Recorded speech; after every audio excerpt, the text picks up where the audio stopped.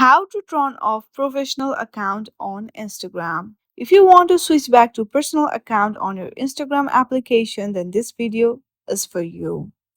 For that, first of all, launch your Instagram application and make sure that you have logged into your account.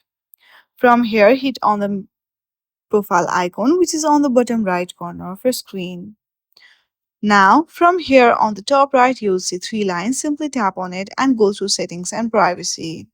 Now, here you can see creator tools and control option under for professionals. Tap on it. Now, at the last you will see switch account type. If you hit on that, a pop-up will be appeared. From here you have to select switch to personal account. Once you do that, you are good to go. In this very easy step, you can easily turn off your professional account on Instagram. I hope you like this video. If you like this video, then please do not forget to like and subscribe to our channel. Thank you for watching.